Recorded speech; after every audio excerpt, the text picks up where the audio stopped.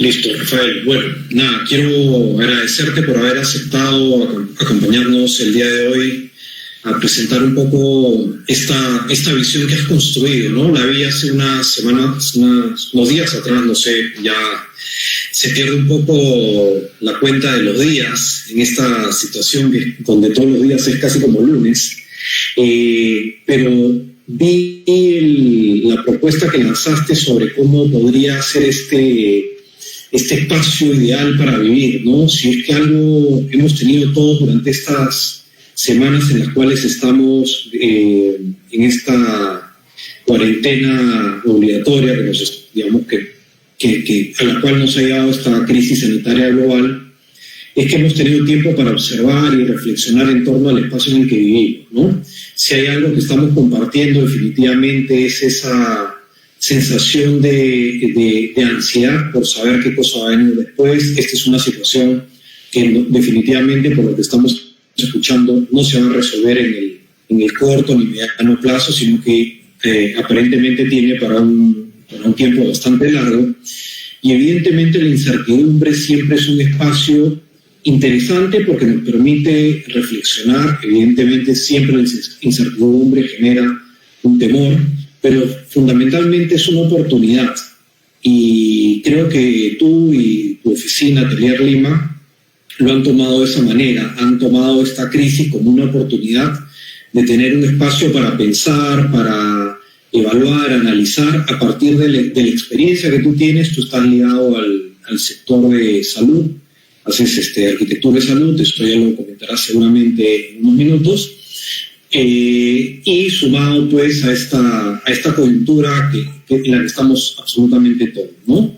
Entonces, nada, Rafael, bueno, nuevamente agradecerte. A Rafael ya lo conozco hace muchos años, no voy a decir ¿cuántos? ¿15 más? Sí, ha sido mi profesor, con eso te digo todo, creo. ¿No? Claro. Yo fui profesor de Rafael cuando estabas en tercer ciclo, si no me equivoco. Sí, en tercer ciclo. En tercer ciclo hace muchos años atrás. Hoy día somos colegas, es parte del equipo además de UCAL, y estamos súper felices y orgullosos con la calidad profesional que él tiene, con todos los éxitos profesionales que Rafael ha tenido en los últimos años.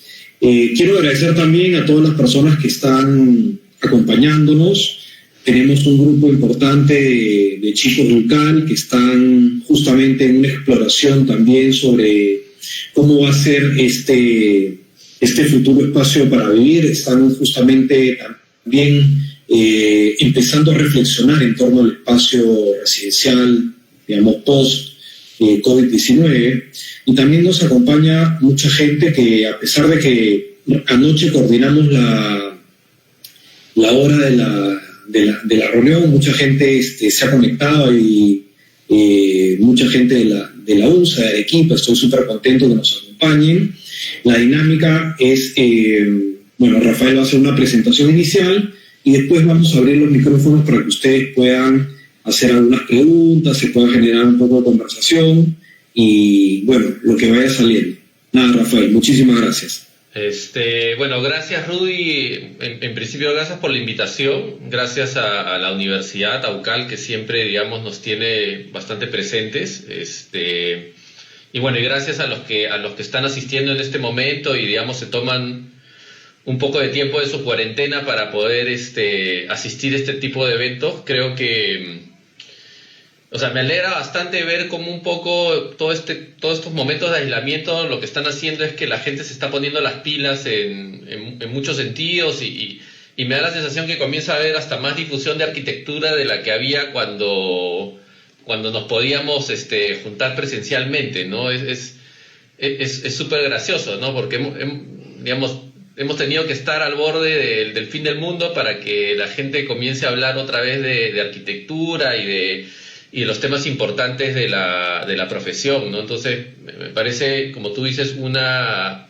oportunidad, un espacio para poder conversar, reflexionar, comunicarnos más allá de un poco de las limitaciones que tenemos con el espacio ahora y con el nuevo Dios que se llama conexión 4G, que creo que es la que permite o despermite y genera problemas para todo este tipo de cosas. Creo que me he dedicado a ver también videos en los últimos días y siempre el internet es un tema, ¿no? O sea, todos teníamos internet hasta antes de eso, pero creo que ahora realmente le damos la importancia a la tasa de subida y a la tasa de bajada y definitivamente muchos probablemente tengan que mejorar su internet después de esta pandemia. Entonces son detalles que uno va curioseando y que les parecen graciosos de todo lo que va pasando dentro de la seriedad del caso, ¿no? O sea, que es muy serio lo que está pasando y estamos en los días probablemente más críticos y donde estamos llegando pues al límite un poco de lo que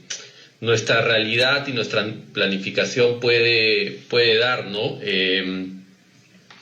Entonces, bueno, en principio agradecer a todos los presentes y espero también sus comentarios, ¿no? O sea, nunca la idea de estas cosas es que sea un monólogo, sino que definitivamente se pueda conversar al respecto.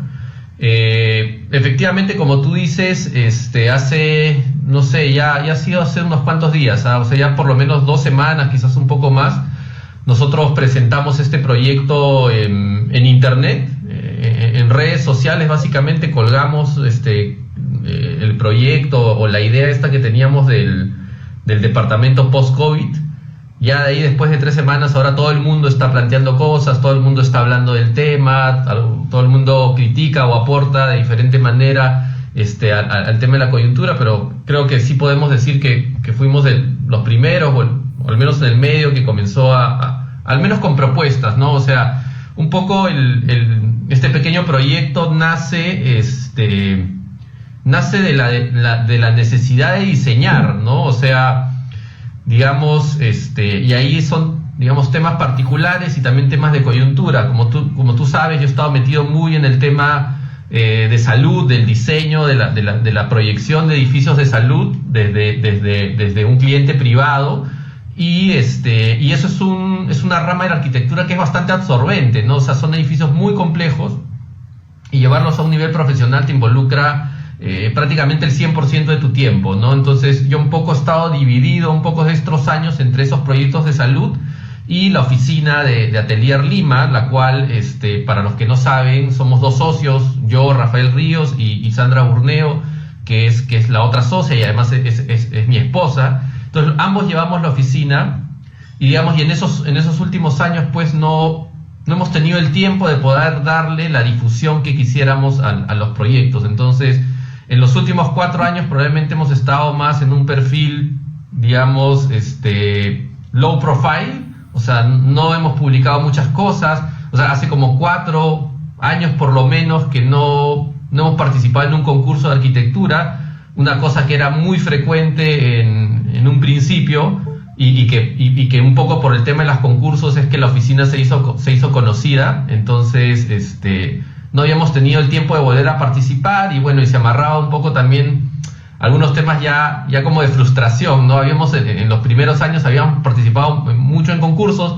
habíamos ganado un montón de concursos, y lo cierto es que ninguno de esos proyectos terminó materializándose, ¿no? Entonces, digamos, ahí hay un poco como un poquito de resentimiento con el tema de los concursos, y creo que les pasa a todos, ¿no? Porque finalmente pues en los últimos 30 años de todos los concursos que se pueden haber hecho, pues se han hecho 2 o 3 proyectos como máximo, ¿no? O sea, el lugar de la memoria, UTEC y algún otro más, ¿no? Y no ha habido más, y la mayoría de concursos no llega a un término adecuado, y no por el mal trabajo de los arquitectos ni de la propuesta, sino porque ya comienzan a involucrarse otras variables, ¿no? Entonces, digamos, a raíz de eso, digamos, y con todo el tema de la pandemia y la cuarentena, digamos, ha habido el tiempo y la tranquilidad y la necesidad de poder plantear algo. Entonces, digamos, tuvimos esa primera idea de ver, bueno,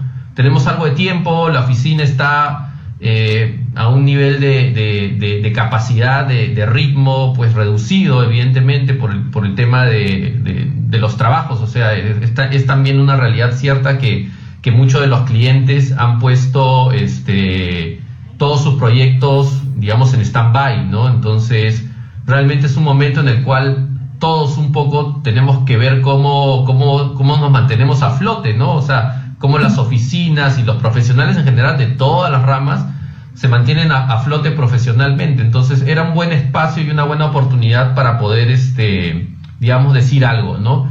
Entonces, eso es, digamos, desde el punto de vista de la necesidad arquitectónica y la necesidad profesional y personal de poder colocar algo sobre la mesa.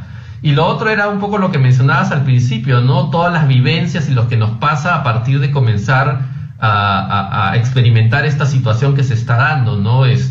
Los que tienen familia, los que estudian, o sea, es un campo nuevo, o sea, hemos redescubierto nuestras casas, redescubierto nuestros espacios, simplemente porque hemos comenzado a consumir largo tiempo en ellos, ¿no? O sea, en la mayoría de casos el habitar la casa se transformó en una cuestión más hotelera, ¿no? Salíamos a las 6 de la mañana, regresábamos a las 9 de la noche, comíamos lo que podíamos, no interactuábamos mucho ni con los vecinos, ni con el propio espacio y a veces ni siquiera con tu familia. Entonces ahora, digamos, la situación nos lleva pues a un campo en el cual se dan todas esas cosas de nuevo, ¿no? Y ahí es donde comenzamos a experimentar nuevas cosas. Yo creo que no es que se estén dando, se estén generando nuevas necesidades en el habitar o dentro de las casas, sino lo que sucede es que nos hemos acordado de un montón de cosas y tenemos el tiempo suficiente para poder hacerlas ahora ya dentro de casa, ¿no? Y eso genera dos vertientes, ¿no? O sea, la vertiente más positiva es en la cual uno tiene una casa que permite hacer eso. En principio, una casa, quizás como todos les entendemos, o sea, una unidad dentro de un terreno, pero ya no es necesariamente la mayoría. Entonces hay gente que vive en casas, hay gente que vive en departamentos, y hay gente que vive con otras condiciones mucho más hacinadas, ¿no? Entonces cada uno, digamos, carga su cruz en este momento de determinada manera, y muchos de los problemas que se dan terminan estando relacionados con el tema del espacio, ¿no? Entonces es importante poder digamos, analizar eso, ¿no? Si lo ves desde el punto de vista inmobiliario, claro, o sea, todo el mundo que en los últimos años ha comprado departamentos, probablemente al día de hoy, después de ya 40 y pico días de cuarentena, ya les debe estar viendo los problemas que cualquier arquitecto los comienza a ver desde el día 1, ¿no? O sea, es muy gracioso porque nosotros hace ya un par de años, un año y pico, compramos un departamento, ¿no? Y para buscarlo fue bastante difícil porque uno como arquitecto busca un departamento y le encuentra todos los defectos del mundo al departamento, ¿no? Desde que excedes en circulaciones, que no mira, que mira un ducto, que el acabado tal. Entonces somos, digamos, más jodidos, digamos, para poder comprar y encontrar un departamento y apropiárnoslo, ¿no? En cambio, el común de la gente, digamos, más por ubicación, porque le gustó algo, pero finalmente ahora se están dando cuenta pues que la habitación termina siendo muy pequeña, que todo, por las paredes que hemos hecho, todo se escucha de un lado a otro, que a lo mejor mi comedor es muy chico, que a lo mejor no tengo el espacio ahora que me están pidiendo hacer teletrabajo, pues tengo el espacio adecuado, que a lo mejor mi departamento era interno y no veía hacia afuera. Entonces son un montón de cosas que vamos descubriendo. Entonces, ante esa realidad que fuimos analizando, la idea fue poder, digamos, básicamente plantear dos conceptos, ¿no? O sea, uno que tiene que ver mucho con el lado de coyuntura, o sea, con el tema de mantenernos sanos, que es poder tener un espacio mínimo para limpiarnos, para asearnos, y el otro que tiene que ver con la flexibilidad, ¿ya? Y ahí, bueno, hago una pausa un poco para quizás poder mostrarles algo y explicar que esto no salió tampoco de la noche a la mañana, ¿no? Sino que fue un proceso en el cual han sido ideas de otras cosas anteriores que, digamos, que van evolucionando y finalmente van encontrando el momento adecuado de dónde colocarlas, ¿no? Y tienen que ver con esos temas. Si me permiten, voy a compartirles pantalla.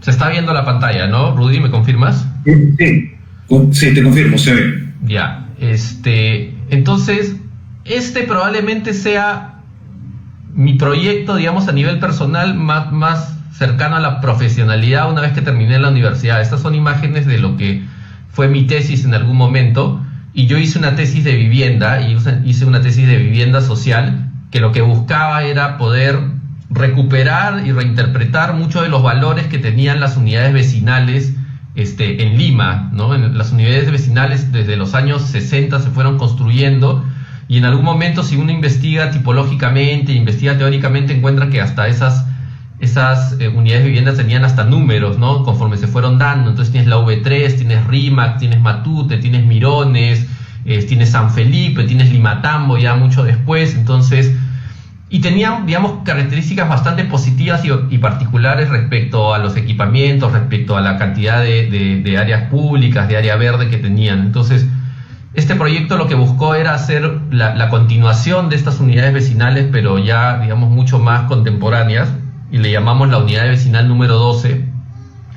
Y lo que tenía era un concepto de flexibilidad, que es uno de los conceptos que hemos aplicado en el departamento, y flexibilidad en el sentido más constructivo, más inmobiliario y más relacionado al tema de los usuarios, ¿no? Entonces, esta imagen que ven simplemente es el emplazamiento del cual el edificio es como una especie de gran serpiente, digamos, si lo ven así, y que se va adaptando en sus alturas de acuerdo a la densidad que tiene enfrente, ¿no? O a la escala, ¿no? Entonces, donde tengo mayor espacio verde, tengo una mayor escala; donde tengo parte más de calle, tengo edificios más pequeños, y todo se va armando a partir de un mismo módulo estructural, el cual se va repitiendo, y las escaleras y los ascensores están entre estos módulos, un poco haciendo las funciones como una bisagra o una articulación, y se van generando pues configuraciones mucho más densas, al punto de que el proyecto tiene casi 70% de área libre, pero tiene alrededor de 2.400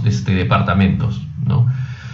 Esto al día de hoy es un proyecto real. La tesis fue mucho antes, y después, bueno, la Feria del Hogar, porque esto es San Miguel, es donde estaba la Feria del Hogar, se vendió y fue utilizada para hacer algo de vivienda social a través de la constructora San José, pero se hizo algo completamente distinto, ¿no? Esta es una propuesta integradora de todos los terrenos, mientras que en la realidad la ex Feria del Pacífico se particionó en varios terrenos que hasta el día de hoy se siguen todavía habilitando y haciendo edificios. Pero una de esas células era un departamento. Entonces ese departamento tenía esta configuración, era una especie de departamento en L, el cual encajaba dentro de una grilla estructural, y de acuerdo como tú quisieras tener más o menos dormitorios, simplemente la L se iba alargando, ¿no? E iba corriendo el dormitorio principal.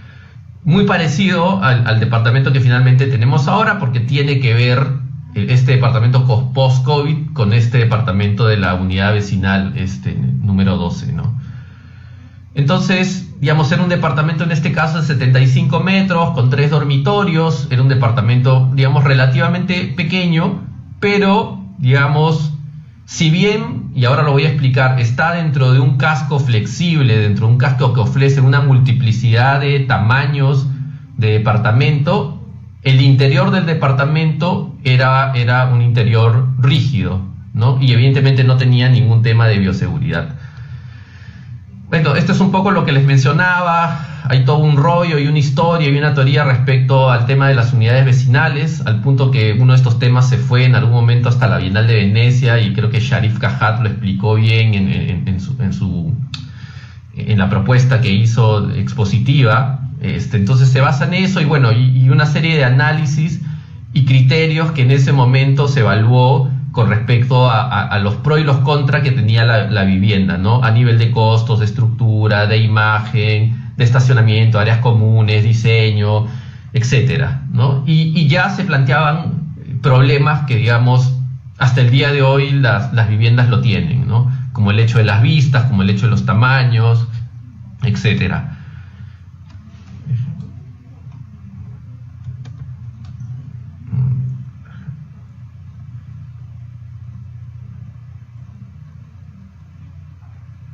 Entonces, ya esta es una vista esquemática de lo que vieron antes en render, en el cual a partir de los colores se puede entender los distintos módulos y tamaños que podía tener las configuraciones de los departamentos, ¿no? Entonces, que iban desde departamentos individuales de 45 metros hasta departamentos familiares dúplex de 120 y de 130 metros. Y en el centro, una gran variedad de departamentos con distintas cantidades de habitaciones o distintas cantidades de o mayores cantidades en área de salas o estares, por ejemplo, ¿no? Entonces todos se configuraban a partir de este layout medio orgánico, medio libre, digamos, para generar al centro los espacios públicos, ¿no?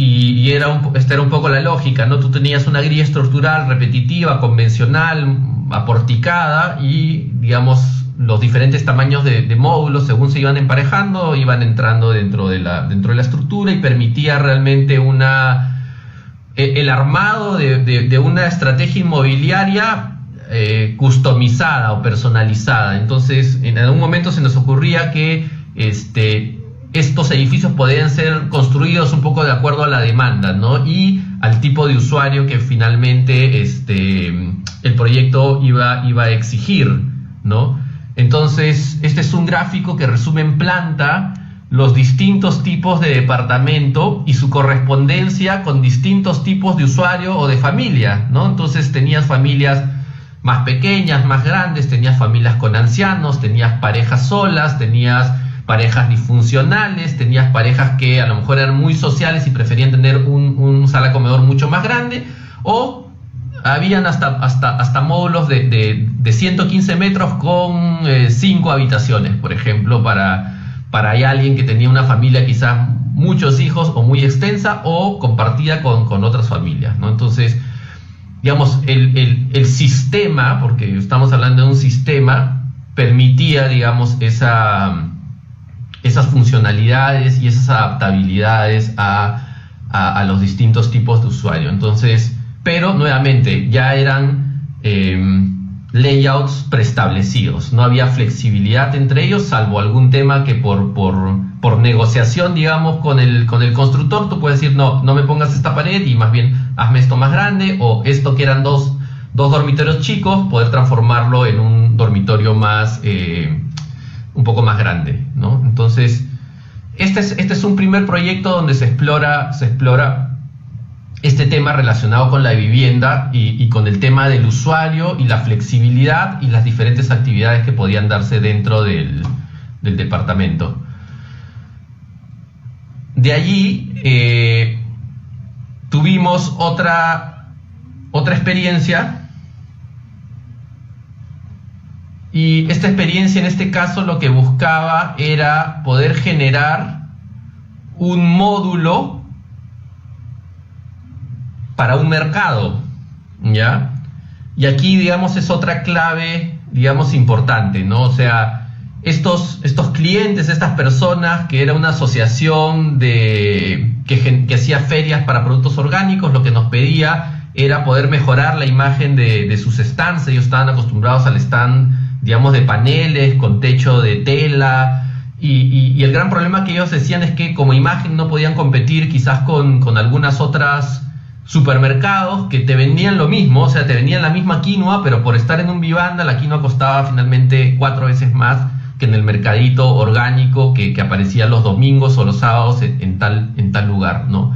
Entonces ellos querían mejorar el tema de la imagen, querían algo que fuese, además, reflejara ciertos valores, que fuese reciclable, que se pudiese transportar, que lo pudiéramos llevar a distintos lugares del Perú, que además se pudiese adaptar a distintos espacios públicos, porque finalmente esto es un mercado itinerante, es un mercado que se arma y se desarma en la calle, y está interesante porque viene a colación un poco de las cosas que también se están conversando al día de hoy respecto de la utilización de qué tipo de mercados necesitamos para un poco poder protegernos del tema de los contagios, ¿no? Entonces, se diseñó hacer este módulo. Este módulo son básicamente 4 piezas, 2 piezas verticales, que son unas repisas por un lado, y un módulo, digamos, horizontal o mucho más bajo para colocar los distintos productos y un techo, ¿no? Y además ellos como encargo particular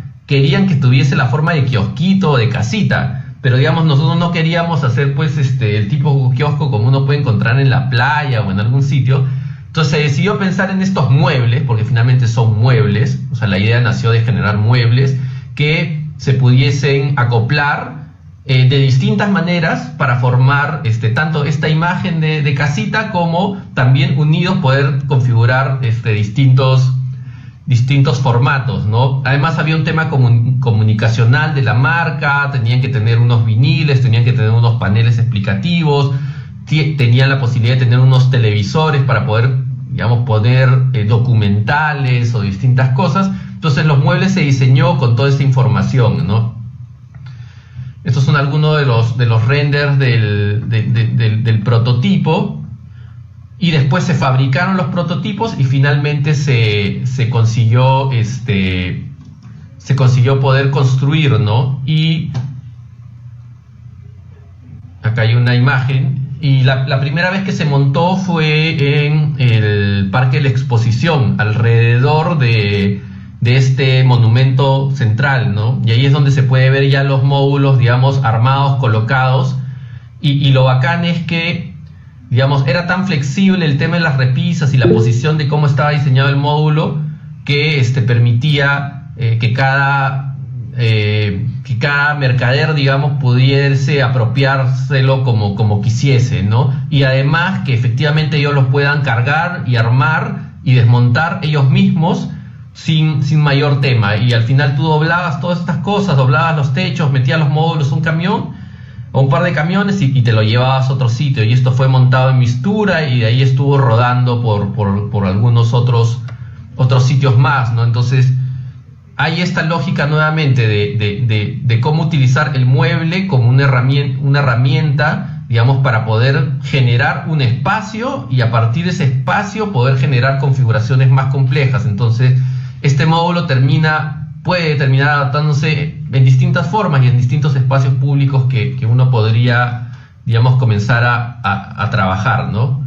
Entonces, aquí tienes una configuración más en círculo. Acá ya son fotos pues un poco del día del montaje, todavía está vacío, y acá ya tienes uno de los kioscos llenos completamente. Y básicamente era una lógica pues de mueble con rueditas, ¿no? Entonces está inspirado en ciertos mercados itinerantes, está inspirado en los tianguis, por ejemplo, que se dan en México, que aparecen y desaparecen los fines de semana y tienen estos techos rojos característicos, y todo el tema de colores, materiales y todo esto obviamente está inspirado en la misma naturaleza, en el mismo colorido de los productos, y el material pues de OSB, pues que es un material, digamos, bastante noble, reciclado, y que finalmente le termina dando una imagen potente, digamos, a los módulos, ¿no? Ahí hay una foto, por ejemplo, con Gastón en Mistura, ¿no? Entonces ese es el segundo proyecto, y comienza a ligarse un poco las cosas, ¿no? Y finalmente el último proyecto es el que ustedes ya han visto, que es como le hemos llamado, mi departamento post-COVID, que si se dan cuenta, tiene bastante similitud con el primer departamento o el departamento modelo del proyecto de la unidad vecinal número 12, ¿no? Lo que adiciona en este caso es el tema de la flexibilidad, ¿no? Y cómo ahora el mueble, que antes era una situación urbana, externa, puede comenzar a participar del interior de los espacios y de manera inteligente comenzar a resolver ciertos temas de flexibilidad que podrían ser necesarios en una vivienda pequeña, digamos, y que necesita, digamos, poder transformarse en determinadas horas o en determinados momentos en otra cosa, o con el fin de poder, digamos, realizar distintas actividades, ¿no? Por ahí en algún momento escuché una crítica o un comentario que decía, no, pero ¿para qué tanta cosa? ¿Para qué ser un tema que se puede transformar? Si lo ideal es que la gente haga un poco lo que quiere ahí. Y claro, pero es que eso es obvio, ¿no? O sea, la gente dentro de los departamentos va a hacer lo que quiera y lo que pueda. Finalmente, uno de los recursos de la arquitectura es poder facilitar esas dinámicas, facilitar esas configuraciones a partir del diseño para ayudar a que esas actividades se den de mejor manera y se den de una manera que digamos que no vayan en detrimento del espacio ni del departamento. Entonces eso es un poco lo que se buscaba, ¿no? Si hablamos del concepto de flexibilidad, que es uno de los que comienza a tallar en esta propuesta, dentro de esto se hicieron evidentemente varias alternativas. Entonces las alternativas finalmente se van dando de acuerdo a la cantidad de módulos tipo pared, que puedes tener una especie de paredes pequeñitas, y la cantidad de módulos digamos tipo mueble, ¿no? o muro habitable, ¿no? O sea, son muros de 60 centímetros que al final en su interior pueden contener desde una estación de trabajo, pueden tener una estación de televisión, pueden tener las camas, puedes tener un closet convencional con cajonería, con perchero, con lo que se necesite. Puedes tener diferentes opciones que podría haber y que se podrían diseñar, porque no es la única. Digamos, esto sigue siendo un tema conceptual. En realidad, lo que aguante de poderse diseñar dentro se podría dar. Y sería hasta muy bacán que efectivamente, cuando tú compres el departamento, finalmente tú tienes un galpón. El galpón tiene ciertas líneas guías, que probablemente las líneas guías se den a partir de las instalaciones, ¿no? O sea, yo me imagino esto en la realidad, probablemente con un piso, el cual tenga unas tapitas, y ahí yo puedo, tal cual como si fuese una extensión o una lámpara, poder conectar el módulo y ya se energiza o se le puede dar data o se le puede dar distintas cosas. Y de ahí tú puedas elegir, ¿no? Entonces, realmente, pues cuando tú compres un departamento, puedes decir, oye, ¿sabes qué? Además de esto, dame 2 módulos de closet, dame 2 módulos de estación de trabajo, dame un módulo de TV y dame un módulo de cama por si acaso, ¿ya? Y puedas, digamos, eso de alguna manera también customizarlo, ¿no? Yo no lo veo tan complejo ni tan alejado de la realidad en términos económicos, ¿no? O sea, si uno comienza a evaluar, o sea, el metro cuadrado en Lima, al menos, debe andar en los distritos clase media, digamos, hacia arriba. Clase media, por ejemplo, debe andar entre los $1,400 metro cuadrado hasta los $2,200 metro cuadrado, ¿no? O sea, $1,500 metro cuadrado termina siendo probablemente unos 5,000 soles. O sea, es muy probable que estos muebles, si los prototipiáramos, si los hiciéramos en la realidad, cada uno de estos módulos probablemente hecho en melamine o en alguna cosa similar, deberán andar costando pues alrededor de los probablemente 800 soles, 1,000 soles, dependiendo del grado de modulación que tengan, ¿no? Entonces eso no llega a ser, pues para tener lo que cuesta el metro cuadrado, o sea, para tener los 5,000 soles, tendrías que tener por lo menos, o sea, un metro cuadrado promedio de vivienda en Lima en general equivale a 3 o 4 módulos de este tipo.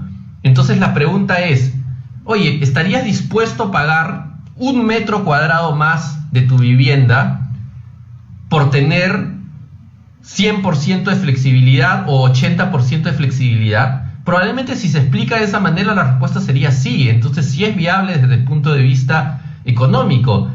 Y si uno revisa los departamentos que normalmente se hacen en Lima, hay mucha área desperdiciada, hay mucho pasillo, hay mucho mal diseño hasta cierto punto, y que te terminan vendiendo a veces hasta, no sé, pues 6 metros cuadrados de pasillo, que no te sirve para nada. Digamos, la respuesta un poco de este diseño es decir, oye, en vez de venderme esos 6 metros cuadrados de nada, que me van a costar al final $30,000 más, oye, mejor véndeme el galpón y déjame elegir qué muebles puedo poner y ya estás, ¿no? Y tienes una estructura mucho más flexible que se puede adaptar a distintas necesidades que pueda tener una persona, una familia. Y acá el módulo nuevamente, o sea, algunos veían una sola imagen de la presentación y decían, oye, pero tienes una familia de 5 personas y tienes una sola habitación.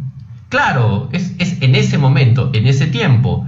La casa puede cambiar en horas, puede cambiar en momentos, puede cambiar en días. La misma persona puede cambiar su situación familiar. El día de mañana yo puedo comprar un departamento para soltero y yo mi departamento lo estoy pagando en 30 años. Pero si el día de mañana crece mi familia, me caso y tengo hijos, tengo la posibilidad de poder reconfigurar mi casa, que es lo que normalmente sucede. La gente no es estática, la gente evoluciona, cambia su situación. Y normalmente la operación inmobiliaria es mucho más a largo plazo y es una compra importante, ¿no? Entonces, digamos, uno tiene que ver esos temas. Entonces, no solamente la foto del momento ni lo que ven. O sea, acá hay un factor importante que es el tema tiempo. O sea, y nos hemos dado cuenta a partir de la pandemia que el tiempo dentro del espacio es importante. Mi casa puede ser muy bacán, pero si estoy las 24 horas metida, va a llegar un momento en que me va a cansar, que me va a estresar, que no voy a poder hacer las cosas. Entonces, el tema tiempo, digamos, es una variable que no ha estado contemplada, digamos, en ninguna operación inmobiliaria, probablemente antes, ¿no? Entonces, la posibilidad que tú tengas un espacio, una sala mucho más grande para jugar con tus hijos, un espacio que tengas para hacer deporte, un espacio que lo puedas poner como una sala de juntas o de trabajo o como un classroom para darle la clase virtual a tus hijos.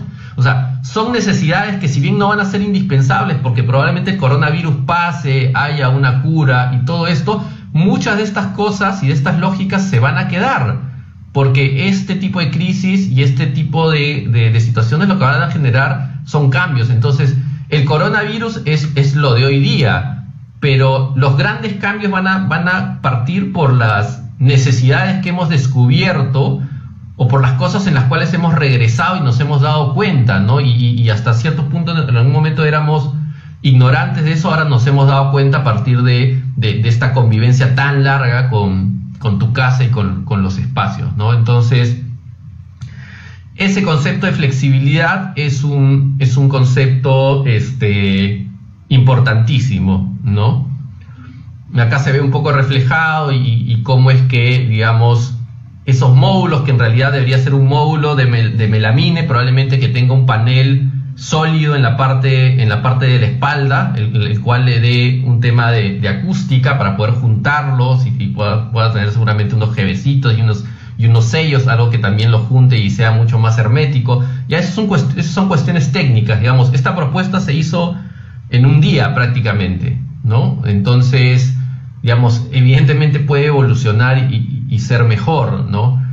Y la distribución, bueno, inicialmente hicimos un departamento de 85 metros que tenía 2 dormitorios cómodos para doble cama todavía, y también recibimos comentarios ya de gente inmobiliaria que decía, oye, no, pero eso está fuera del mercado, un departamento de 2 dormitorios de 85 metros no es vivienda social, y una serie de comentarios que ya se iban a un detalle, pues, que ya escapaba un poco del tema conceptual que nosotros queríamos mostrar.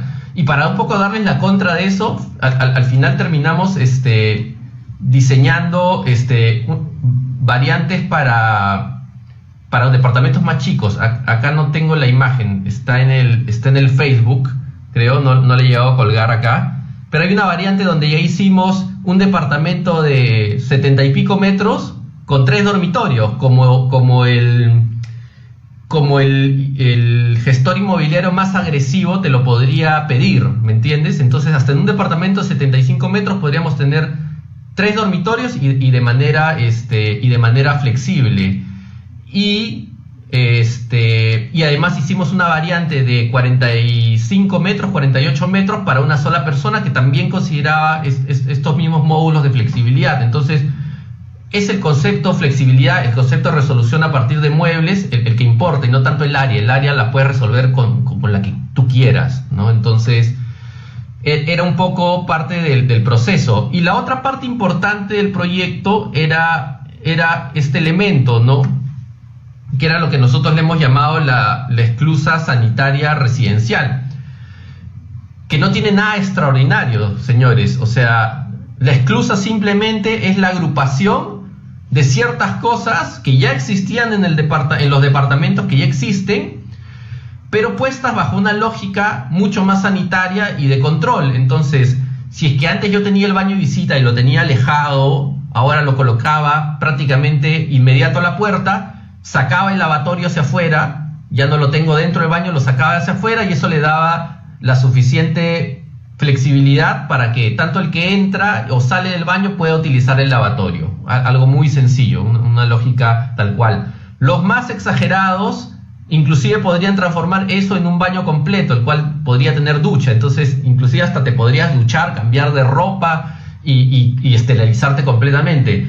La ropa, las cosas que tú traes, las bolsas, el uso del alcohol gel, el uso de el alcohol convencional, lo puedes usar dentro de esa pequeña mesa de trabajo en el cual puedes dejar tus cosas y puedes también limpiarlas. Las zapatillas te las puedes sacar y dejarlas dentro de unos cajones que están en la parte inferior y recogerlas por el otro lado, al igual que la ropa y la basura y algún desperdicio que tengas, para poder botarlos después o lavarlos dentro de la lavandería. Entonces, esta conexión transversal entre el baño, el pasillo, el mueble y la lavandería, el misterio de poder resolver era simplemente poder alinearlos y poder tener relaciones transversales entre ellos para poder hacer que funcione. Después simplemente es un cambio de piso en la entrada, un piso que pueda tener quizás una bandeja metálica en el cual tú le puedas echar lejía, tu alcohol, puedas tener una mota para poder limpiarte los pies, etcétera. O sea, ya es un tema que podrías entrar hacia un detalle. Y en una situación más exagerada, inclusive podrías tener hasta una doble puerta, ¿no? Que es el marco azul que está antes de que la persona cambie de color. O sea, podrías tener una puerta corrediza que inclusive lo hace mucho más hermético, ¿no? Es una cosa exagerada, probablemente sí, ¿no? O sea, pero que se basa, digamos, en una lógica, digamos, sanitaria y que también, nuevamente, o sea, es completamente factible. Al final es el mismo baño, simplemente que se ha reconfigurado en su posición. Es un mueble de servicio, como puede tener cualquiera en su lavandería, y es una lavandería igual, de 1,60 m por 1,60 m, como tienen la mayoría de los departamentos. Lo importante es todas las posibilidades que da al momento que tú juntas todas esas cosas, ¿no? Entonces, eso era otro punto importante, ¿no? De la propuesta, y digamos que lo hace diferente, ¿no? Entonces, todos estos muebles evidentemente pues tienen inspiraciones que vienen detrás. Todo este tema que se pueda mover y que pueda desarrollarse, evidentemente pues hay que perfeccionarlo. Tiene que tener un sistema de ruedas, que las ruedas no se vean, que tenga una felpa en el piso, etcétera. Temas constructivos, ¿no? Y finalmente esto hasta cierto punto también tiene inspiraciones de experimentos que mismos se han hecho, ¿no? O sea, esta es una foto de cuando antes estábamos en otro local, en otra oficina. Y ahí está el librero, que es el mismo librero que van a ver ahora en la parte de atrás. Y ese es un librero que lo construimos cuando recién hicimos la oficina. Son dos módulos de librero que no tienen respaldar, que son prácticamente sin fondo, y que tienen unas garruchas en el piso y que permite colocarlos de distinta manera para finalmente poder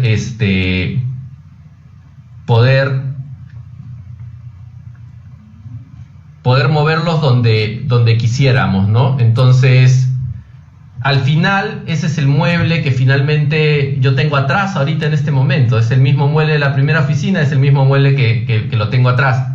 Que además, normalmente no está donde está colocado. O sea, yo lo acabo de mover de otro ambiente y lo he traído acá porque me he dado cuenta que en todas las videoconferencias que hace la gente tiene un fondo de libros. Entonces yo también quería tener mi fondo de libros.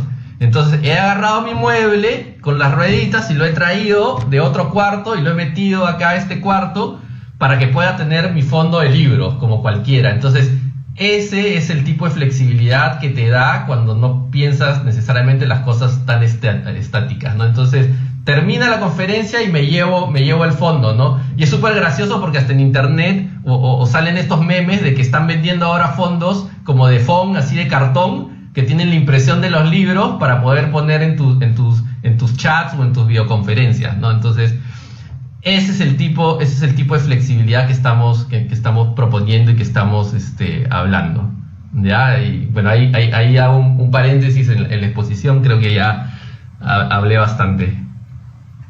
Bueno, sí, Rafael, de hecho creo que ahí hay algunos conceptos importantes, ¿no? Creo que el fondo de la idea de la conversación no es ver el proyecto, sino es fundamentalmente ver los conceptos. Y creo que hay dos conceptos fundamentales que voy a reforzar o recalcar de lo que tú has dicho, ¿no? Uno de ellos es el de la flexibilidad. Hoy día se discute en el mundo sobre la necesidad de que la arquitectura pública, sobre todo, sea flexible, en términos de que hemos visto que el sistema sanitario global ha colapsado y que necesitamos estar preparados para situaciones de este tipo que de alguna manera eran predecibles, pero que lamentablemente la humanidad no se preparó para eso, ¿no?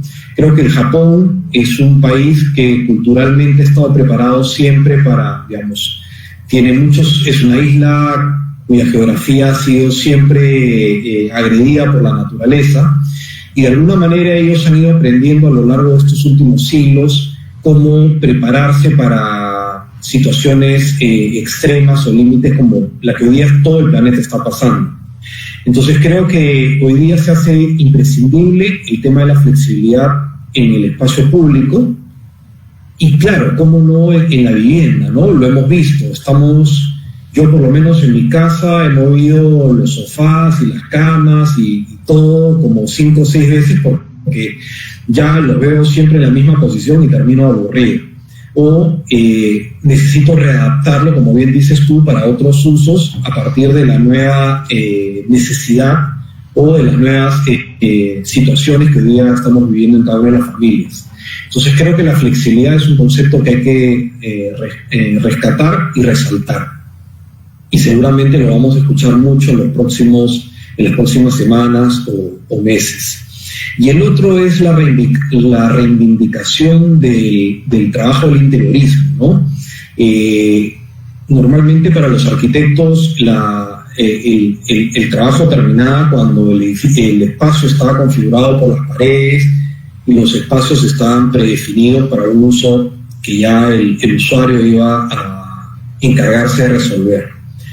Hoy día creo que el interiorismo se hace fundamental y también el trabajo del diseño del mueble se ve reivindicado, porque efectivamente la flexibilidad está dada no porque yo pueda mover una pared, eso no va a pasar, pero sí en la medida que yo pueda tener un mueble que resista a diferentes usos. Como bien dices tú, ese backing que tienes, esa escenografía que tienes detrás, finalmente te está permitiendo resolver varias situaciones. Entonces, es el librero, pero se convierte en el fondo, se convierte en un separador de espacios. Podría estar detrás tuyo sucediendo una actividad familiar que es normal a esta hora en una vivienda, y tú tener una actividad como la que estás teniendo, de tener esta reunión con nosotros. Entonces creo que ahí se suma la flexibilidad, el manejo del interiorismo, y dentro del interiorismo el tema de la reivindicación del mueble como un componente fundamental en la vida de la familia, ¿no? Siempre, bueno, yo tengo un librero, no lo puedo mover como el tuyo, pero desde que estoy acá lo he acomodado también. Cada sábado es el día para mover los libros de posición, claro, para limpiarlos evidentemente, pero también para reordenarlos, reacomodarlos, y evidentemente toda esta situación me ha llevado a pensar de qué manera podría hacer mucho más eficiente el uso de cada cosa que tengo aquí en la casa, ¿no? Entonces, de qué manera las cosas pueden servir no solamente para un solo fin, sino para 2, 3 o 4. Y encuentro mucho más valor en aquellas cosas que me sirven para diferentes usos y no para un uso único. Entonces creo que ahí hay esas dos cosas importantes que rescato de la presentación que has hecho, ¿no? Como bien dices tú, el mercado inmobiliario nos ha arrinconado pero hoy día la situación está arrinconando al mercado inmobiliario. Las necesidades, creo que las crisis representan oportunidades, y conversarlo y discutirlo y evaluarlo y generar propuestas va a ser valioso, porque va a permitir que aquellas personas que normalmente se han dejado llevar por lo que el mercado inmobiliario ha definido como los usos adecuados o los metros adecuados para vivir, hoy día es importante que nosotros, sobre todo los que estamos en el mundo académico, podamos pues evidenciar cuáles son esas condiciones mínimas que la vivienda nunca debió haber perdido, y que, digamos, nos fuimos viendo arrinconados por un mercado pues voraz, ambicioso, y que fue destruyendo ese espacio para vivir, ¿no? No es la primera pandemia que vive la humanidad, no va a ser la última. En Barcelona, París, fueron ciudades que se reconfiguraron a partir de situaciones de crisis sanitarias como la que estamos viendo hoy día, y probablemente el mundo va a ser diferente cuando salgamos de la cuarentena a como cuando lo dejamos, cuando tuvimos que recluirnos todos en digamos, estar confinados en estos espacios para vivir, ¿no? Entonces, creo que hay cosas ahí importantes. Me gustaría abrir el micro para algunas personas que seguramente quieren hacerte algunas preguntas, que quieren opinar y comentar, ¿no? ¿Te parece? Genial. Solamente un comercial, porque justo cuando estabas hablando me acordé de un tema. Para los que están probablemente ahorita con tiempo, hay un documental en Netflix que habla de IKEA, de esta empresa sueca, creo que hace muebles, y ahí, digamos, discuten y ponen un poco cómo fue el protagonismo del mueble en la historia, ¿no? O sea, antes uno compraba un mueble para toda la vida, y después vienen esta serie de muebles industrializados que son un poco descartables, que en poco tiempo se desarman o se destruyen, y todo el daño, digamos, que hacen al planeta, toda esta industria, ¿no?, de muebles un poco descartables, ¿no? Entonces, digamos, te hace reflexionar y pone en valor ambas cosas. O sea, creo que el tema de la flexibilidad lo que da también es una mayor permanencia en el tiempo, ¿no? O sea, este mueble rojo con el librero yo ya lo tengo ya, no sé, 7 años por lo menos, ¿no? Entonces es un mueble que está bien hecho, es un mueble fuerte. Entonces, claro, obviamente lo que termina siendo pensado y diseñado, y no es simplemente una caja para armar que compro en alguna tienda por departamentos, tiene un valor, y a veces el usuario no lo ve, ¿no? O sea, por necesidad o por presupuesto termina comprando cosas que después le salen más caras, porque al final en 10 años tuvo que cambiar pues 5 veces de mesa, ¿no? O de aparato, de artefacto que tenga en la casa, ¿no? Entonces sí es un tema interesante. Creo que la reflexión que haces es súper oportuna, ¿no? Estamos viviendo pues ya dejamos de ser una sociedad de consumo y nos hemos convertido en una sociedad de hiperconsumo, donde el mercado ejerce una presión muy fuerte por la renovación constante y permanente de todo, ¿no? La ropa, por ejemplo. Te habrás dado cuenta ahora, o todos nos habremos dado cuenta, pues, que tenemos mucho más ropa colgada en el closet de la que realmente necesitamos, que ese espacio pues que está atiborrado de cosas podría ser útil para otras cosas que podrían ser hasta más importantes. Entonces hay una presión por este hiperconsumo que está haciendo justamente, o que ha hecho que el mundo mire al fast food, el fast fashion y todo lo fast, ¿no? Hoy día creo que la reflexión va a ser distinta cuando salgamos. Creo que los conceptos de economía circular se van a valorizar muchísimo. Bueno, evidentemente el tema de la sostenibilidad, resiliencia, que ya estamos viendo cómo el planeta en unos días pues ha recuperado, se ha rejuvenecido, dicen algunos, hasta 20 o 25 años. Y creo que vamos a salir mucho más conscientes del impacto que estamos generando y de la huella negativa que estamos dejando sobre el planeta, y creo que este momento de cuarentena además es un momento de reflexión importante, ¿no? Entonces, a ver, ¿no? ¿Y alguien se anima? ¿Alguien tiene alguna pregunta, por favor?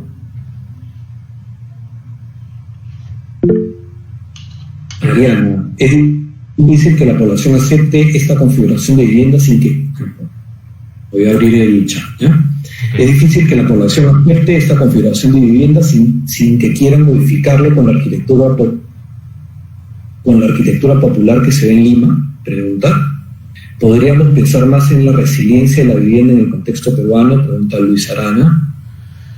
¿Quieres hacer algún comentario? Sí, o sea, nuevamente, o sea, esta es una propuesta que no pretende salvar el mercado inmobiliario, ni mucho menos la situación de la vivienda popular ni vivienda social en el Perú, ¿no? O sea, digamos, es una propuesta más, o sea, dentro de esa propuesta, digamos, para solucionar un problema tienes que matar varias escalas y varias cosas. La propuesta probablemente sea la punta del iceberg o lo que finalmente termina siendo visible al problema, pero hay otras cosas. Entonces, la vivienda social en el Perú, la vivienda popular en el Perú, en muchos casos no pasa por el tema arquitectónico y mucho menos por el tema interior, ¿no? Sino pasan por otras variables, ¿no?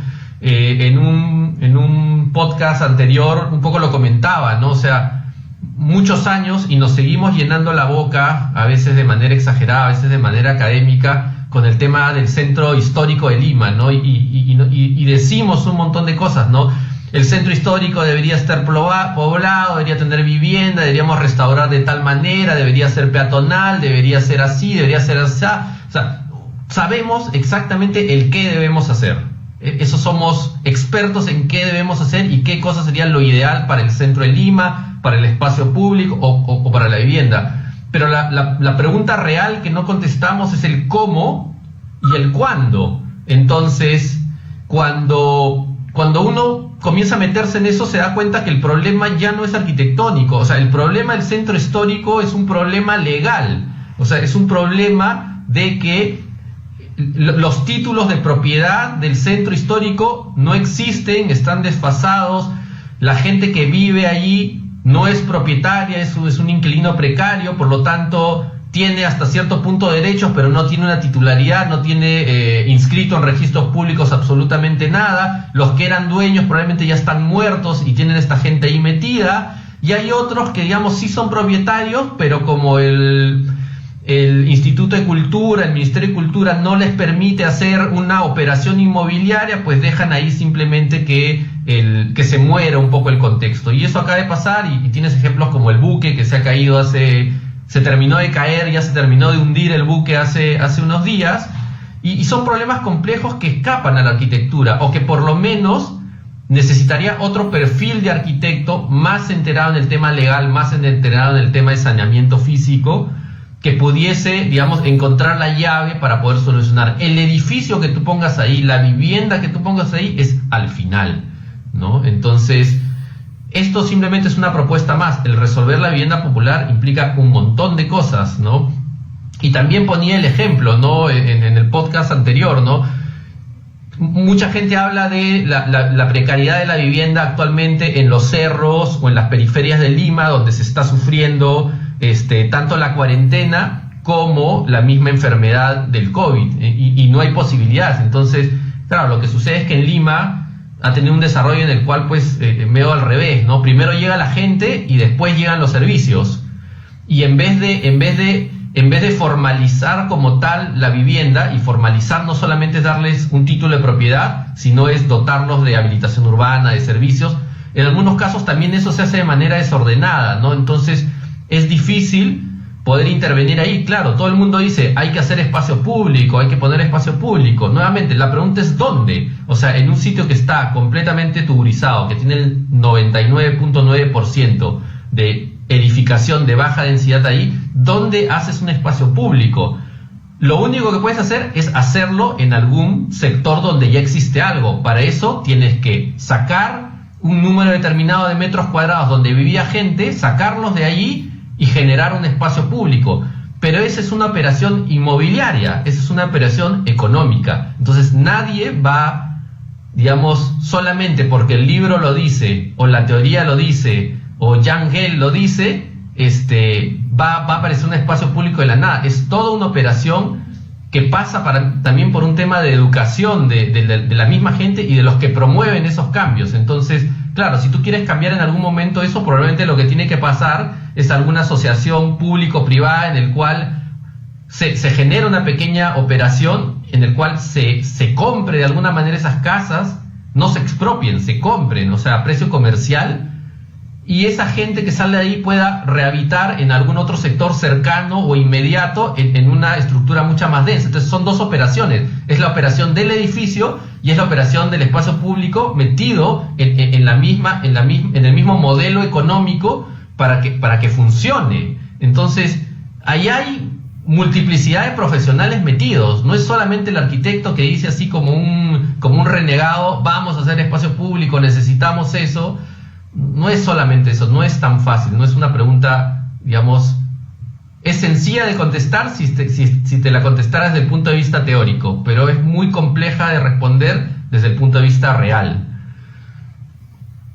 Sí, de hecho, Rafael, esa es una situación que venimos viviendo en el Perú en los últimos 60 años, y si bien es cierto, hace 60 años esta situación empezó y era, digamos, un pequeño punto, el tema de la ciudad informal.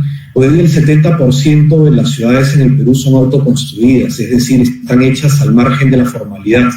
Entonces esto no es un problema pues, de la arquitectura, evidentemente, es un problema multidisciplinario, es un problema que se tiene que resolver desde las múltiples disciplinas que evalúan y analizan no solamente a la ciudad, sino sobre todo a las personas, a los ciudadanos que somos los usuarios de este invento fantástico que es la ciudad.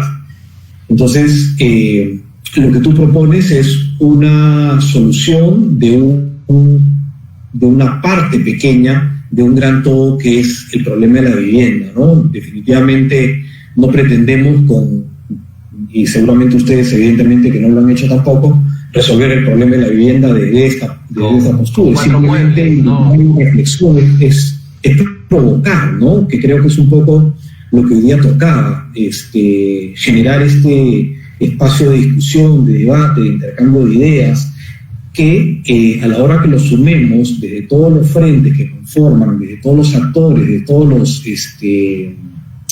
desde todos los actores que conforman esta compleja máquina que es la ciudad, podremos encontrar algunas respuestas.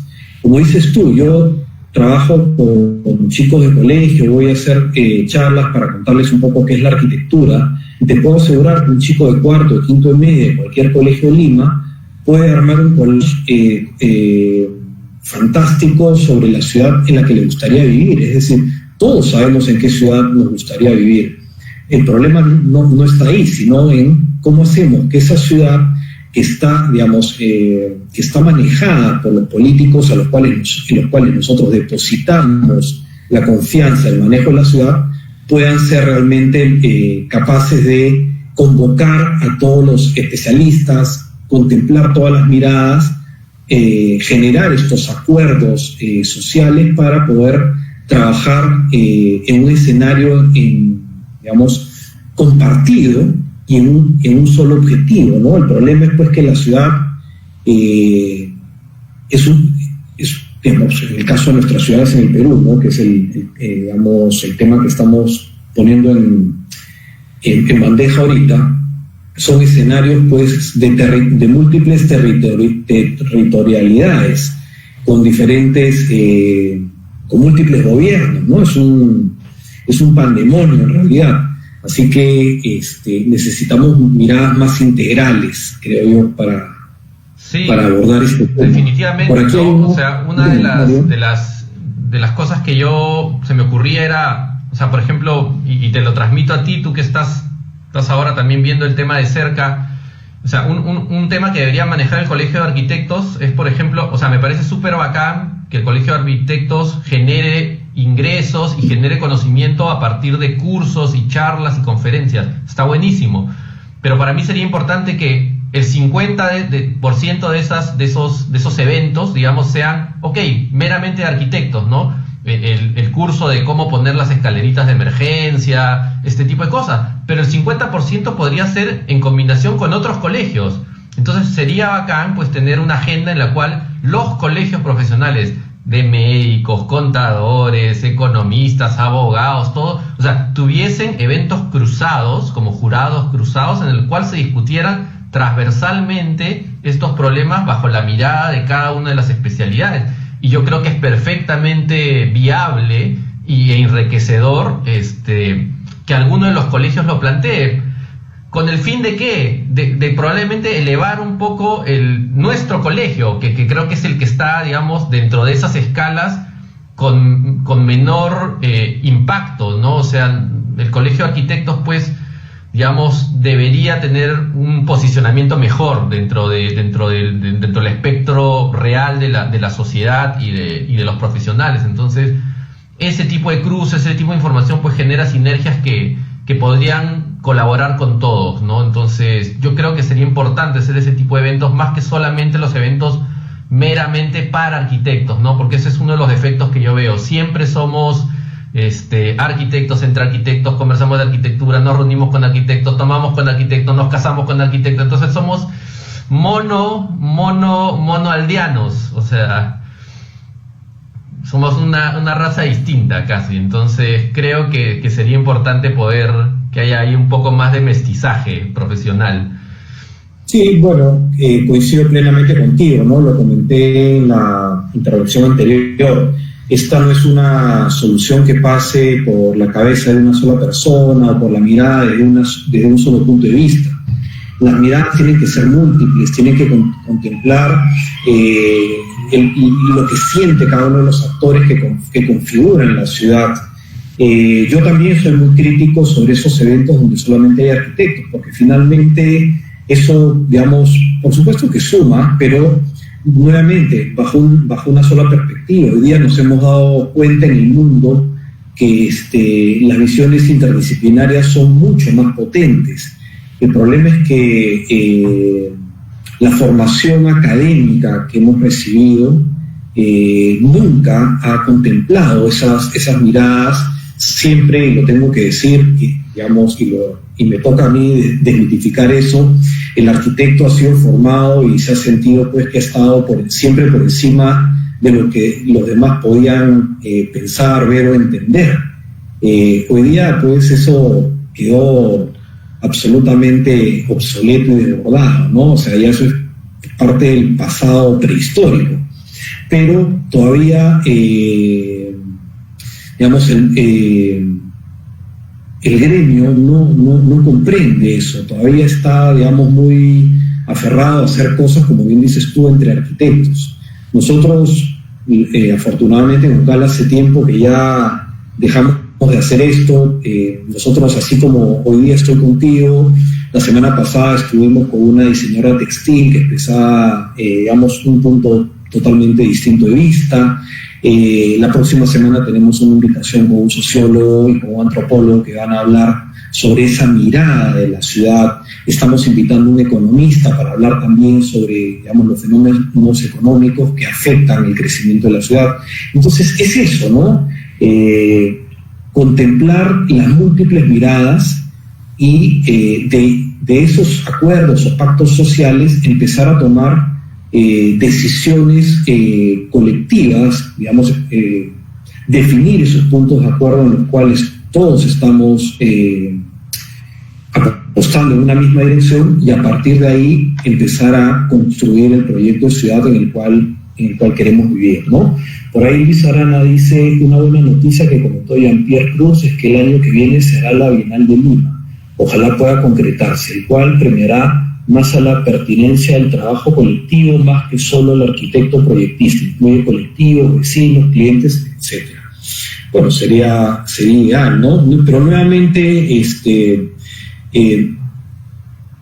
podría ser que exista la Bienal de Lima, la Bienal de Ayacucho, la Bienal de Cusco. Entonces nuevamente estamos fraccionando. Creo que sí, es un esfuerzo interesante, pero nuevamente este feudalismo hay que romperlo. Yo creo que digamos, desde mi posición, generar una Bienal de Lima no haría más que profundizar el centralismo. Cualquier departamental o regional del colegio tendría pues todo el derecho de generar su propia Bienal y no habría por qué cuestionarlo si es que validamos que Lima tenga una Bienal. Entonces, discuto la idea, creo que no suma, más bien divide, y más bien lo que tenemos que hacer todos es sumar en la misma dirección. Ya que tocas el tema de la Bienal, creo yo en una Bienal nacional descentralizada, la última fue en Trujillo, la de este año tocaba en Cusco, y hay que apuntalar todo para que esas bienales que se van moviendo por todo el Perú, que van compartiendo de manera itinerante la posición de la arquitectura con respecto a la ciudad y cómo la arquitectura hoy día es una ciencia social que tiene que estar puesta al servicio de los ciudadanos, digamos, vayan contagiando cada vez a más gente, ¿no? No sé si tienen otra pregunta, chicos, por ahí, alguien que quiera hacer algún comentario o preguntar algo. Mira hasta dónde nos hemos ido, hasta las bienales. Nos fuimos del departamento hasta la Bienal, pero bueno, creo que esa era la idea, ¿no? ¿Qué dice? ¿Alguien se anima a preguntar algo por ahí? Si quieren pueden abrir el micro también y participar, no hay ningún problema. Sí, estaría bueno, mejor si alguien... Para que no escriban tanto. ¿Has tenido algún feedback de la gente que usó los módulos de verduras? Ajá. Sí. Ese proyecto ya tiene unos cuantos años. En las redes sociales de Atelier Lima hay un video donde se ve, por un lado, la opinión del cliente. O sea, entrevistamos a los clientes un poco qué les parecía, y en el video también entrevistamos al carpintero que hizo los muebles, y después hay el video donde ya es el montaje y el uso del espacio. Entonces en el video un poco resume eso. El feedback fue bueno en general. Creo que uno de los principales defectos que podría tener eran un poco pesados, entonces costaba un poco subirlos al camión nada más, pero ya después en el suelo rodaban perfectamente. Y de ahí, bueno, o sea, ya de ahí el proyecto quedó un poco allí, ¿no? O sea, es un proyecto como todos que tiene una vida útil, y ¿dónde estarán esos módulos? La verdad es que no sé, por ahí me contaron que terminarán en algún sitio más lejos, pero ya no sé en dónde andarán, ¿no? Y ya no hemos tenido mayor contacto con la asociación, entonces, ¿dónde estarán? A lo mejor están de fondo de alguna videoconferencia. Bueno, lo ideal sería que los hayan reutilizado para hacer otras cosas, ¿no? Sí, o sea, como te digo, los llevaron a Mistura 2 veces, los llevaron a varios sitios, ¿no? Entonces, funcionó, ¿no? Además eran relativamente baratos, ¿no? O sea, cada conjunto de kiosco no llegaba ni a los 2.000 soles, creo, los 3 módulos. Entonces eran manejables un poco para la vida útil que podían tener, ¿no? ¿Quién más se animaba por ahí para hacer alguna pregunta? Teníamos algunas personas que se habían conectado desde Arequipa, de la UNSA. No sé si a alguno le provoca hacer alguna pregunta por ahí. ¿Cómo se está viviendo la situación por allá?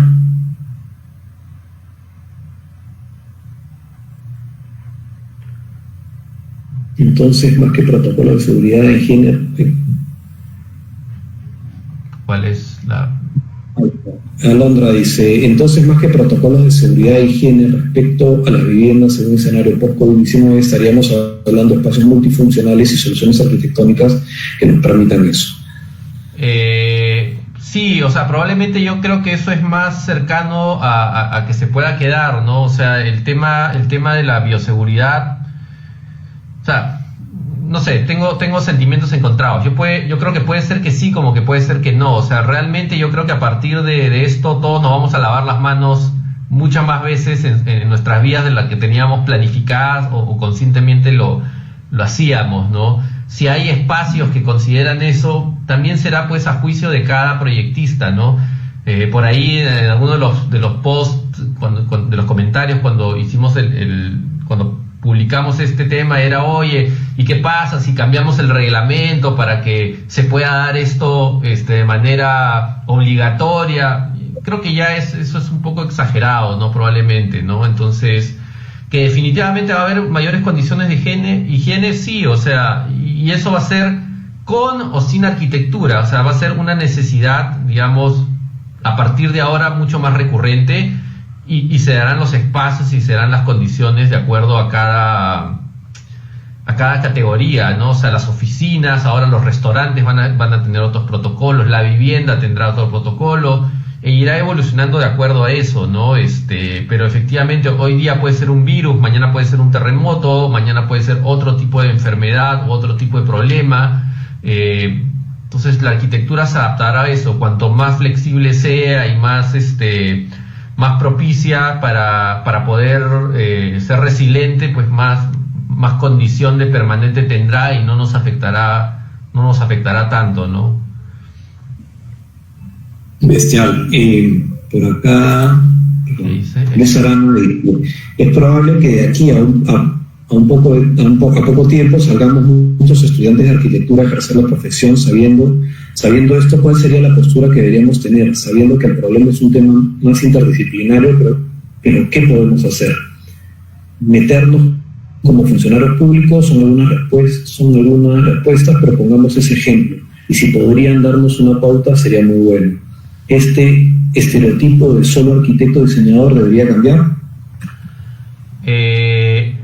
O sea, yo creo que sí. O sea, no te podría decir, Luis, como que la postura es tal o cual, ¿no? O sea, no lo podría afirmar con ese grado de determinación, porque como tú mismo lo has puesto, o sea, yo creo que un sistema en el cual la profesión de arquitectura funcione bien y sea relevante dentro del desarrollo de los proyectos involucra muchos perfiles de arquitecto e involucra mucho trabajo multidisciplinario. Y si hablamos de perfiles de arquitecto, muchos de nosotros lo conocemos.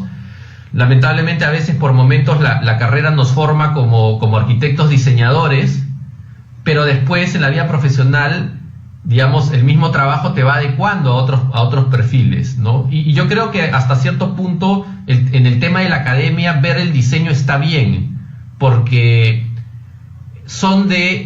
es de esos momentos en tu vida, es de esos momentos a nivel de tu energía, a nivel de tus responsabilidades, en el cual te puedes concentrar en esos temas, ¿no? En diseño. O sea, probablemente ya después, cuando tú salgas a la vida profesional, nadie más te va a pedir diseño, te va a exigir diseño, o vas a tener espacios para aprender diseño. Pero sí vas a tener espacios para aprender absolutamente todo lo demás. Entonces, si es que tienes vacíos, a lo mejor en temas constructivos, probablemente la realidad afuera de la universidad y la realidad laboral te va a ir enseñando y te va a ir corrigiendo esos temas. Probablemente si tienes deficiencias a nivel de entender ciertos procesos de cómo funciona, cómo hablar con un cliente, cómo realizar un proyecto profesional, lo vas a aprender. El diseño no regresa, o sea, eso no es bien difícil que tú recuperes ese tiempo perdido y ese nivel de intención proyectual más adelante. Es muy... Y si tu vida y tu decisión es hacerte arquitecto diseñador, digamos, claro, vas a tener que poner en práctica absolutamente todo lo que te enseñaron en la universidad y mucho más. Pero después hay una serie de perfiles que finalmente son los que hacen mover la rueda también, ¿no? Y yo dentro de mi labor profesional los he ido descubriendo, he ido absorbiendo también parte de ellos. O sea, yo me sigo considerando al día de hoy un arquitecto diseñador y la muestra es finalmente lo que publicamos. Pero al mismo tiempo en los últimos años he podido colectar y así como hablando como superhéroe, ¿no? Como absorber poderes de otros perfiles y de otras personas. Entonces, cuando me he encontrado tratando de gestionar un proyecto con un project manager de la constructora, ellos tienen una organización, tienen una metodología, han seguido cursos de PMI, por ejemplo, para ordenar tu proyecto y hacer que sea realizable. Entonces tú tienes que empaparte de eso, tienes que absorber esos conocimientos y ponerlos y meterlos a tu mochila, a tu maleta de herramientas. El día de mañana, cuando te toque ir a la comisión a sustentar un proyecto en la municipalidad, pues tendrás que entender cómo piensan estas personas, cómo desarrollan su mentalidad a la hora de revisar los proyectos, y tendrás que comenzar a discutir en esos niveles y en esos campos, ¿no? Y a mí me parece súper gracioso este tipo de cosas porque, o sea, te vas conociendo un montón de perfiles, y si tú eres lo suficientemente, digamos, vivo, digamos, efectivamente vas absorbiendo eso, y toda la relación con estas personas, con los diferentes perfiles, digamos, te va haciendo pues que todo el proceso sea más fluido, ¿no? Sea más. Entonces hay perfiles para todos. Hay arquitectos gestores, hay arquitectos constructores, hay arquitectos project manager, hay arquitectos revisores municipales que también tienen que tener ciertas condiciones para que los proyectos salgan bien. Hay arquitectos políticos y demás cosas. Lo cierto es que en nuestra actualidad el resto de perfiles está un poco disminuido y no nos estamos metiendo en los espacios adecuados en el cual podemos cambiar las cosas. Entonces, por ahí mencionaste en tu comentario de que, bueno, y que conviene meterse al gobierno. Si vas a hacer para cambiar las cosas, hazlo. O sea, métete, es una posibilidad. Es más, o sea, al día de hoy, gente de la cual yo considero, al menos de mi generación, por un tema de edad, o sea, que está haciendo cosas, han virado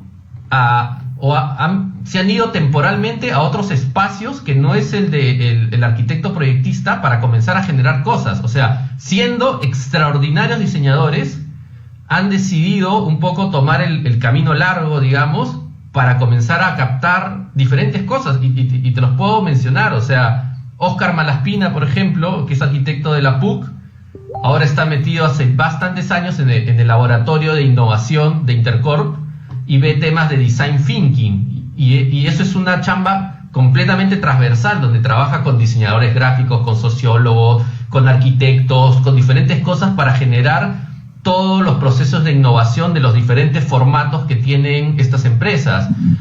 Elizabeth Añaños ha estado en el PRONIED varios años y ahora está en el MEF dirigiendo proyectos que se van a implementar el próximo año a nivel de infraestructura y de salud. Y Elizabeth es extraordinaria diseñadora. Y a partir de esas plataformas inclusive ha podido seguir diseñando y hasta ganar el hexágono de oro con el tema del Plan Selva. Y hay varios que han pasado por las municipalidades, por el gobierno regional. Javier Vera ha estado metido en diferentes temas. O sea, hay mucha gente que ha estado, digamos, mirando hacia otros campos y mirando hacia otros espacios para finalmente entender un poco cómo funciona esos territorios, y poder, digamos, casi como un caballo de Troya, comenzar a meter la arquitectura y a meter el diseño y a meter el urbanismo y a meter todo lo que nosotros podemos aportar, y muchas veces no somos escuchados, ¿no? Lo difícil es que a veces el arquitecto, cuando entra a esos campos, sale a negociar con arquitectura. Queremos vender arquitectura, le queremos vender arquitectura al político, le queremos vender arquitectura al promotor inmobiliario, le queremos vender arquitectura al comercio más agresivo, y muchas veces no es lo que compra. O sea, tú tienes que disfrazar tu arquitectura de otra cosa para poder, digamos, hacer que el modelo funcione y que el flujo se dé, ¿no? Entonces a veces hay que disfrazarle rentabilidad, a veces hay que disfrazarla de producto, a veces hay que disfrazarla de muchas cosas, porque lamentablemente el producto mero solo arquitectura, formalmente hablando, estéticamente hablando, a veces no se ha posicionado en el valor que debería.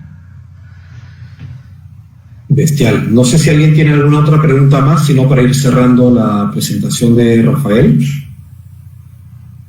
¿Alguien que quiera hacer alguna última pregunta de cierre, por favor? Ahí hay unas dos de Arequipa. ¿Dos? Sí, de Lady Cristina y de David Gustavo. Perfecto. A ver. Lady Cristina dice: buenas noches, saludos desde Arequipa. Las propuestas desarrolladas muestran una redistribución y acondicionamiento para el usuario con óptimas capacidades físicas. Se pensó en algunos criterios para acondicionar los espacios para el usuario con discapacidad y el usuario geriátrico, usualmente dejándose este usuario en segundo lugar. ¿Nos podrías dar algunas sugerencias o recomendaciones desde tu experiencia en proyectos de salud? Y todos sabemos que es un integrante de un núcleo familiar. Y el último, lo leo de una vez y ya responden las dos juntas. Actualmente las circunstancias nos obligan a estar aislados, pero al pasar el tiempo bajo los nuevos protocolos de bioseguridad, la arquitectura en espacios públicos deberá también cambiar para poder relacionarnos con las demás personas. En nuestra caótica realidad, ¿qué cambios se pueden hacer? Ya, a ver, para el tema de la primera pregunta, bueno, en principio, saludos, gracias a la gente de Arequipa, he estado un par de veces allí, es una ciudad súper bonita, he tenido la oportunidad de estar en Arequipa 3 veces por temas de concursos, 2 veces por dos primeros lugares que saqué una vez y una vez un tercer lugar, entonces siempre he ido por algún tema arquitectónico, digamos. Con respecto a la pregunta, no se consideró directamente. Podría el concepto de flexibilidad aplicarse, pero evidentemente la respuesta que nosotros hemos publicado no funciona necesariamente con un discapacitado o con un anciano. No me imagino un anciano empujando los muebles y moviendo esas cosas. Probablemente sea difícil. Tendríamos que pensar en otro tipo de sistema o en otro tipo de flexibilidad para poder, digamos, darle esa posibilidad, ¿no? Igual el tema de discapacitados. Bueno, el tema de discapacitados en el departamento funcionaría en el tema de cómo desarrollar los muebles a determinadas alturas para que pueda tener accesibilidad, ¿no? Igual, pero el tema del movimiento podría ser difícil. Entonces, si lo hemos pensado para ellos, no. La respuesta clara es no. Pero de que es un concepto que se puede aplicar a algo por el estilo, sí, definitivamente. Después, con respecto al tema de salud, es un tema súper complejo. Yo lo he mirado hace varios años y en los últimos tiempos, por un tema de practicidad, he tratado de alinear los temas para que mi cabeza no explote, ¿no? Entonces, digamos, yo hago temas de salud en la oficina, hago temas de salud para un cliente en particular y ahora último inclusive he hecho temas de salud con los alumnos de UCAL, ¿no? Desde el ciclo pasado hemos venido desarrollando y como parte de las competencias que el proyecto 7 tiene es poder que los chicos desarrollen un edificio complejo. Entonces, como yo venía trabajando el tema de salud, me pareció interesante poder compartirles un poco de mi experiencia e irlos introduciendo a ese territorio, ¿no? A ese modelo de hacer arquitectura. Entonces se dio el ciclo pasado, hicieron una clínica de nivel número 2, creo que los resultados fueron buenos. Este ciclo hemos comenzado con un tema coyuntural, se les pidió a los chicos que hicieran unos módulos para atención de COVID, para atenciones que tengan que ver con los cuidados intermedios y los cuidados intensivos para COVID, y desarrollaron unos módulos con los 13 alumnos que tengo, y ahora han pasado ya a hacer lo que sería propiamente una clínica, que la van a desarrollar hasta fin de ciclo. Entonces he ido alineando un poco eso precisamente para poder invertir mejor mi tiempo, porque finalmente en el día son muchas cosas. Y la verdad es que no quisiera dejar la universidad por temas de tiempo, entonces trato de un poco alinear todo para que me sea más fácil poder desarrollar, y evidentemente a los chicos les sirve, ¿no? O sea, una de las cosas que el medio de la salud, y hablando en medios arquitectónicos, tiene es que es un perfil medio complicado, ¿no? Y en el Perú es más aún complicado. O sea, tú no encuentras una oficina de arquitectura o arquitecto, digamos, una oficina de arquitectura que cumpla un poco con todas las condiciones que el mercado te pide, o un cliente, digamos, privado te pediría. O sea, que diseñes bien, que sepas de salud, que te sepas la norma, que además puedas desarrollarlo en BIM o en Revit, que lo hagas rápido y que lo hagas económicamente viable, o sea, que seas, digamos, de barato para un poco más. O sea, no hay ese perfil de arquitecto. O sea, tenemos gente que sabe mucho de arquitectura hospitalaria, pero si les dices, oye, ya ok, está bien, te contrato, en un mes tráeme 200 planos. Uy, pero mira, ¿sabes qué? Lo que pasa es que ahorita estamos con la oficina de así y tenemos otros proyectos. Te ponen 1000 excusas porque, claro, no tienen el ancho de banda de oficina para poder hacer la cantidad de planos y de producción que necesita una clínica. Por otro lado, tienes oficinas muy potentes a nivel corporativo, a nivel de proyectos complejos, no sé, como puede ser la oficina, no sé, de Pepe Orrego, por ejemplo, Metrópolis, pero que no están metidos tanto en el tema de salud, entonces no tienen un especialista o alguien in-house que pueda hacer algo así. Entonces pueden producir bien y pueden producir muy rápido, pero el no tener la expertise en salud les generaría un problema, por ejemplo. Entonces tienes como esos polos extremos, ¿no? Y tienes los meramente teóricos, ¿no? Los que te hablan, los que dan cursos, pero nunca han diseñado finalmente o construido un hospital o una clínica. Entonces es bien complejo como encontrar una oficina o un arquitecto que pueda hacer todo eso, ¿no? Que lo pueda hacer bien, que lo pueda hacer funcional, que lo pueda hacer bonito. Y eso es un tema finalmente de formación hasta cierto punto, y evidentemente al ser un tema complejo también es difícil hacerlo de la nada, ¿no? O sea, que te caiga un proyecto hospital de la nada y que tú vayas a resolverlo bien, no, es todo un proceso de aprendizaje. Entonces, que los alumnos lo comiencen a llevar desde ahora o alguna semilla se siembre en esta etapa, podría ser importante para ellos más adelante. Y creo que lo más importante, y que lo que yo les digo, es que ellos tienen que creerse el cuento que lo pueden desarrollar. O sea, que nadie les diga que porque son estudiantes de séptimo ciclo no pueden desarrollar una clínica porque es difícil. Es mentira. Ellos se tienen que creer el cuento. Y cuando lo logran, creo que son lo suficientemente capaces de ya hacer cualquier cosa. Y se creían, oye, desarrollé un hospital, ya una casa, pues la puedo hacer pues de manera mucho más sencilla, ¿no? Entonces, creo que el tema de estimulación y poder llevarlos a que ellos se crean de que pueden hacer cosas mucho más complejas es importante, ¿no? Entonces, creo que ese es un poco el tema de la pregunta. La otra pregunta era respecto al espacio público, creo, ¿no? Sí. Bueno, los protocolos de seguridad en los espacios públicos. Ya.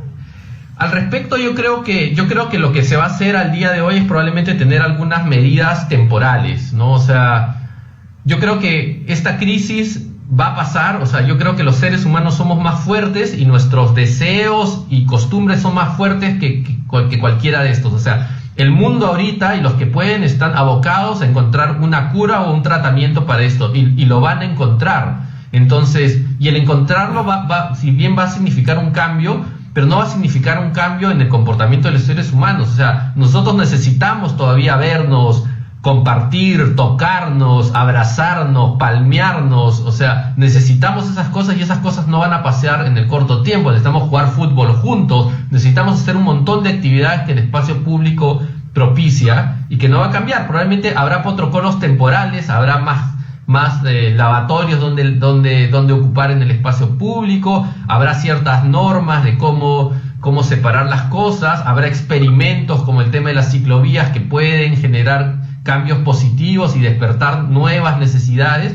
Lo va a pasar, y lo ideal sería que alguna de esas cosas buenas y positivas se conviertan en permanentes, pero va a tener que experimentar un proceso de cambio.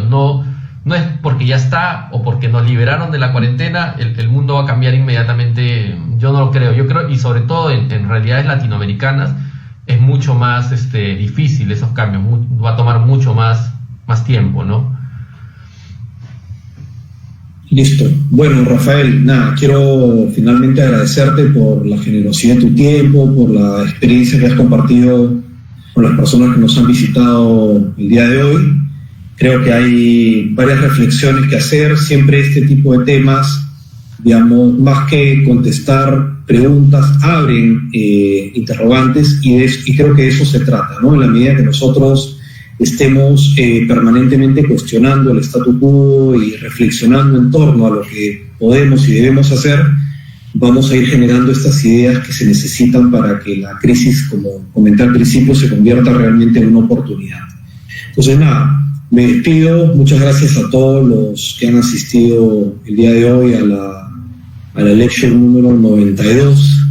Parece mentira que hace unos pocos años empezábamos con la primera y hoy estamos con la 92. Oye, ¿y para la 100 vamos a traer a Bjark Ingels o la de Bjark se quedó en la 0? ¿Cómo es la cosa? No lo sé, me da miedo llegar a la 100 porque como es un número, digamos, emblemático, tiene que ser algo así súper potente, ¿no? No sé, no lo sé. Vamos a pensarlo juntos. De repente hacemos una convocatoria de ideas, a ver a quién invitamos. Dale, está buenísimo. Gracias a todos. Me voy llevando mi mueble. Nos vemos. Ahí está. Ahí está. Ya se fue. Ese es el verdadero fondo. Bueno, muchas gracias por asistir, gracias por escuchar y nada, hasta la próxima conversación.